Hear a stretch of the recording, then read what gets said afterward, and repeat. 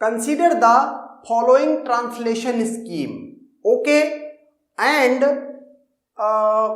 let above STDs means this STD is named as X अगर ये S attributed है या L एट्रीब्यूटेड है, इस चीज को X कैपिटल X से इसका नाम दिया गया है।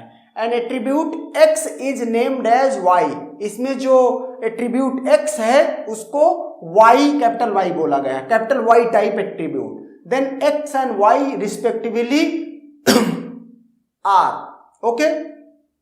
तो यहां ये 4 ऑप्शन दिए हुए हैं, तो देखते हैं, पहले कंप्यूट कर लेते हैं फिर बात करेंगे।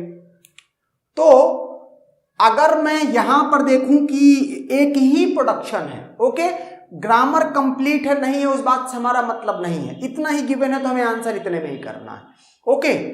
अगर यहां पर देखें कि ये वेल जो एट्रीब्यूट है ये किस टाइप का है, तो उसके लिए मैं क्या करूंगा, इसके लिए जो यहां से इस प्रोडक्शन को इस तरह से मैं बना लूंगा, ई एफ आर ए और ये टी, ओके। अब देखो एस के साथ जो एट्रीब्यूट एसोसिएटेड है इस एस के साथ वो क्या है, वेल है। ये अपनी वैल्यू किसके टर्म में कंप्यूट कर रहा है, ई के टर्म में, मतलब अपने चिल्ड्रन के टर्म में। तो ये कैसा एट्रीब्यूट हुआ, वेल, ये हुआ synthesised attribute, okay, no issue. आगे देखते हैं, अगर इस एट्रीब्यूट एक्स की बात करें तो ये किस टाइप का एट्रीब्यूट है, एक्स एट्रीब्यूट जो आर के साथ एसोसिएटेड है। ये कैसा एट्रीब्यूट है, आर के साथ मींस इसके साथ नहीं अब की बात कर रहे हैं, इसके साथ बात कर रहे हैं, ओके। तो आर के साथ जो आर अपनी वैल्यू कंप्यूट कर रहा है टी के टर्म्स में, आर अपनी वैल्यूज कंप्यूट कर रहा है टी के टर्म्स में। तो देखो एक बात आप समझ लो कि आर के लेफ्ट सिबलिंग्स हैं ई एन एफ और आर के राइट सिबलिंग्स हैं ए एंड टी, ओके, और आर अपनी वैल्यू कंप्यूट कर रहा है राइट सिबलिंग के टर्म्स में। मींस जो एक्स एट्रीब्यूट है associated with the non terminal R वो क्या है, ये पक्का है कि वो इनहेरिटेड एट्रीब्यूट है। लेकिन अगर इसको अब चूंकि अगर ये एस एट्रीब्यूटेड डेफिनेशन है अगर, तो उसमें सारे एट्रीब्यूट सिंथेसाइज्ड होंगे। चूंकि ये x इतना तो पक्का हो चुका है कि ये इनहेरिटेड एट्रीब्यूट है, तो अब L एट्रीब्यूटेड डेफिनेशन की बात करेंगे हम।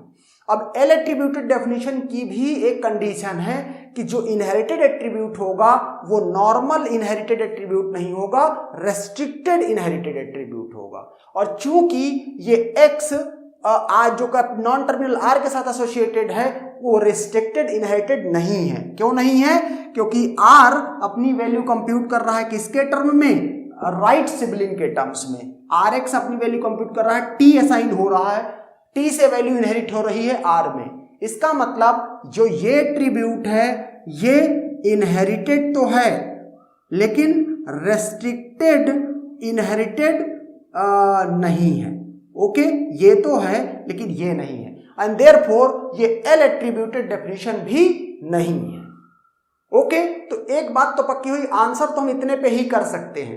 क्यों कर सकते हैं, क्योंकि ऑप्शन देखो, L attributed definition synthesised attribute, S attributed definition synthesised attribute, L attributed definition restricted inherited attribute, okay, और नन ऑफ दीज। तो यहां से अपने को एक बात क्या श्योर हो रही है कि एल एट्रीब्यूटेड डेफिनेशन ही नहीं है ये, तो बाकी आगे तो बात नहीं कर सकते हैं। ये इनहेरिटेड एट्रीब्यूट है लेकिन रेस्ट्रिक्टेड इनहेरिटेड नहीं है। यहां पे देख लेते हैं एफ डॉट एक्स, तो एफ अपनी वैल्यू कंप्यूट कर रहा है किसके टर्म्स में, आर के टर्म्स में। अगेन सेम प्रॉब्लम, जो ये एक्स एट्रीब्यूट है ये इनहेरिटेड तो है लेकिन रेस्ट्रिक्टेड इनहेरिटेड नहीं है, क्योंकि राइट सिबलिंग से वैल्यू इनहेरिट कर रहा है। यहां E dot x, F E अपनी वैल्यू किसके टर्म में कंप्यूट कर रहा है, एफ के टर्म में। अगेन यहां पर अगर देखें ई अपनी वैल्यू कंप्यूट कर रहा है किसके टर्म में, एफ के टर्म में, मतलब राइट सिबलिंग से वैल्यू इनहेरिट कर रहा है, and therefore this x is also same condition, inherited attribute है लेकिन रेस्ट्रिक्टेड इनहेरिटेड एट्रीब्यूट नहीं है।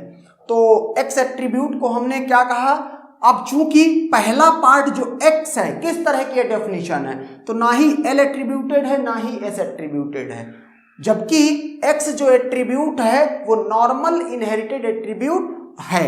तो आंसर है इसका none of these. Okay, and that's done.